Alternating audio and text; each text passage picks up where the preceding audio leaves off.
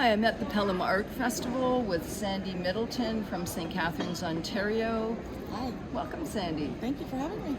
So you call yourself a mixed media photographic artist. Can you elaborate on that and tell us a little bit about your process? Sure. I'm a trained photographer. I went to Ryerson and studied still photography and worked as an art photographer for a few years, and then went off for many years to be a commercial photographer. And when I came back to it, I didn't really want to approach it in the same way of just making photographic prints behind glass. I really wanted to try to stretch the boundaries a little bit more about what I was doing. So I photographed what was familiar to me, and in Niagara, obviously we have a lot of beautiful landscapes that I was able to capture. And from then I started playing with them. What was I going to do next? So I did begin my journey printing on metal. That was a big part of my initial series. And from that led to doing the image transfers on wood. So what you're seeing behind yourself is the mostly landscapes that have been direct transferred onto wood substrates. So I actually use a large film that allows me to transfer the ink from one surface to another. So it's taken a lot of practice just to get them to be so well transferred and get all the detail there. But then I wanted to add another dimension, and that was the double exposures. So a lot of the work, you can see a little bit of ghosting.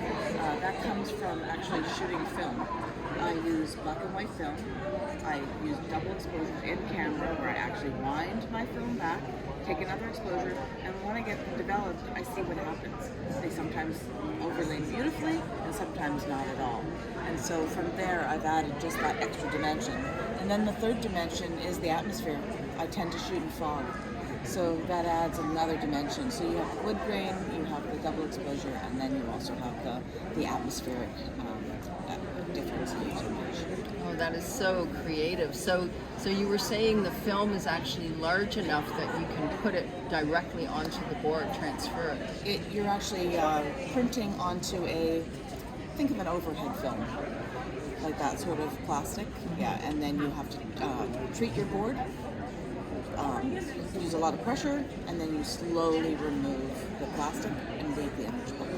Well, it's so exciting to hear that you're using film, because that's just about obsolete now, and I imagine there is magic that can happen in a way that can't happen with digital. I think there's more people shooting film than you realize. It isn't as hard to get as people think. I still have my film processed in Toronto, but there's local people who do it here as well.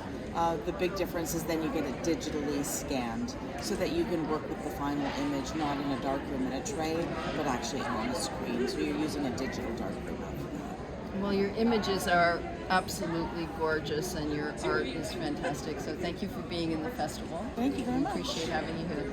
Absolutely.